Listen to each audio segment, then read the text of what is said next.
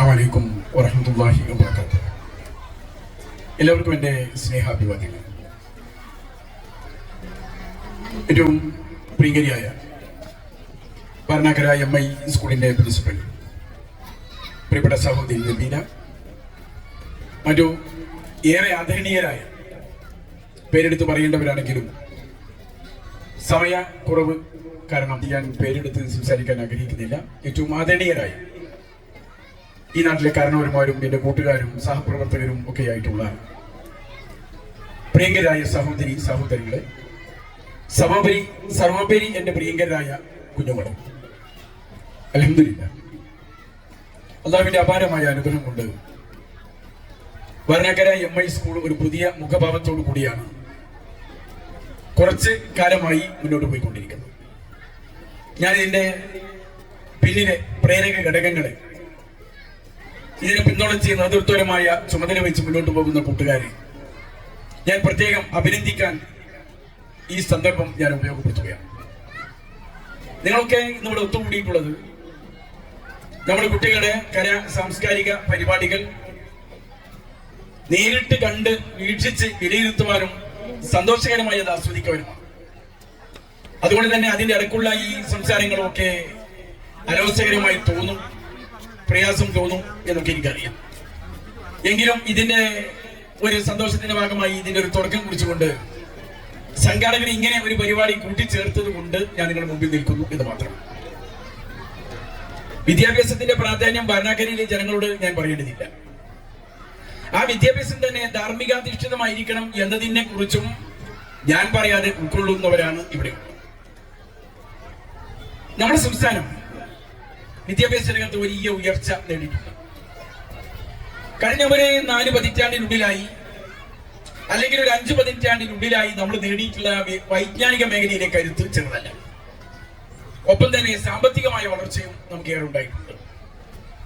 ഇന്ന് സാമൂഹ്യമായി നമ്മുടെ ഒരു വീക്ഷണം, ജനങ്ങളെ ഒന്നിച്ച് നമ്മളൊന്ന് കാണാൻ, നാട്ടിൽ നടക്കുന്ന സംഭവ വികാസങ്ങളൊന്ന് വിലയിരുത്താൻ എന്റെ പ്രിയങ്കരായ കൂട്ടുകാർ, സഹോദരിമാർ തയ്യാറായാൽ നാം നേടിയ വൈജ്ഞാനികമായ കരുത്ത്, നാം കൈവരിച്ചു എന്ന് അഭിമാനിക്കുന്ന സാംസ്കാരികമായ സമ്പത്ത് എവിടെയെന്ന് നാം തന്നെ ശ്രമിച്ചു.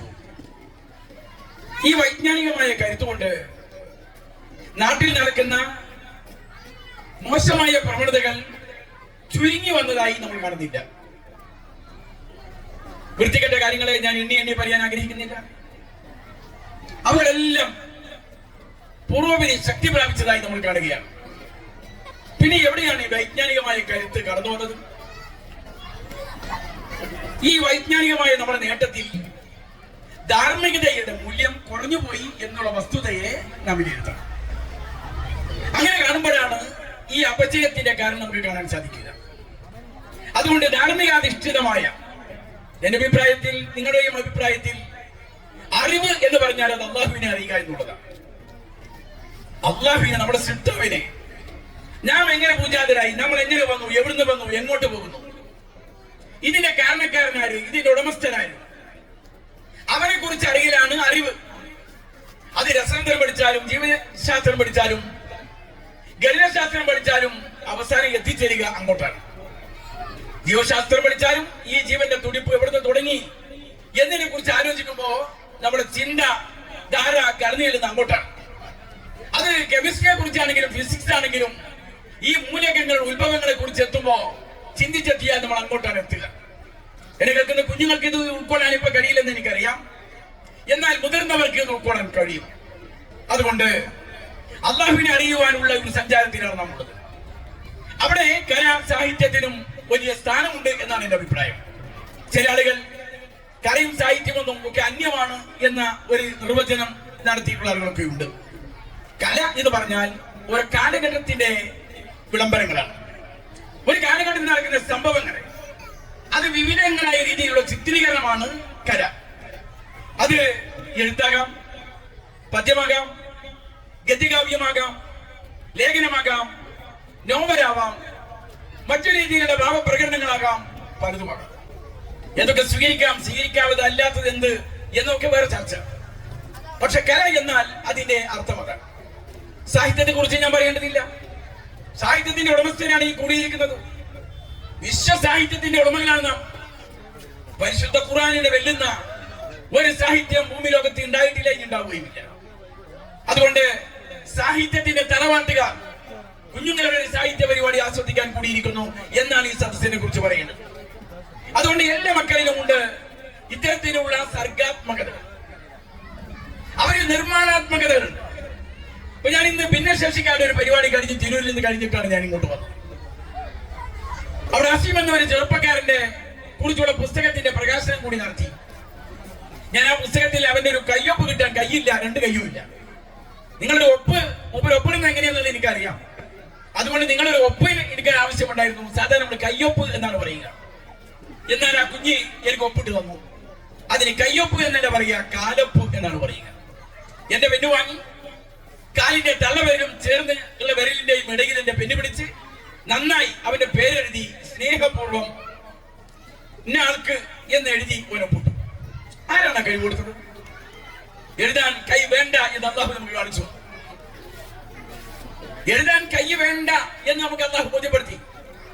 അതുകൊണ്ട് എല്ലാവരിലും ഉണ്ട് വ്യത്യസ്തങ്ങളായ കഴിവുകൾ, സർഗാത്മകതകൾ. ഇവിടെയുള്ള സ്ത്രീകൾ കൂടുതലുണ്ടല്ലോ.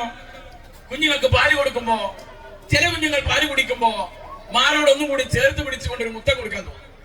ആ കുഞ്ഞിന്റെ ചില പ്രകടനങ്ങൾ നമ്മളെ സന്തോഷിപ്പിക്കും.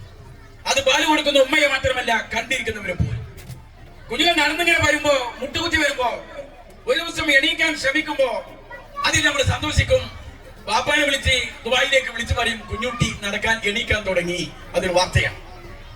അതിൽ പോലും നമ്മൾ ആസ്വാദിക്കുന്നുണ്ട്, അതുപോലും നമ്മൾ ഉൾക്കൊള്ളാൻ ശ്രമിക്കുന്നുണ്ട്. അതിൽ പോലും ചില സർഗാത്മകതകളുടെ ഒരു മൂല്യത്തെ നമ്മൾ ആസ്വദിക്കുന്നുണ്ട്. പിന്നെ കുഞ്ഞുങ്ങൾ ഇങ്ങനെ വലുതായാൽ അകത്ത് പൊടിയൊക്കെ കലക്കി അപ്പം ചൂടുമ്പോ മോൻ ഗതിപ്രായത്തിൽ, പുറത്തുള്ള പ്രായത്തിൽ മണ്ണ് കലക്കി ഇതേപോലെ അപ്പം ചൂടാനും പുട്ടി ചൂടാനും ഒക്കെ ശ്രമിക്കും. അതിലൂടെ നമ്മളെ അള്ളാഹു ബോധ്യപ്പെടുത്തുന്നത് അവനിൽ ഒളിഞ്ഞു കിടക്കുന്ന സർഗാത്മകതകളും ഒപ്പം നിർമ്മാണാത്മകതകളുമാണ്.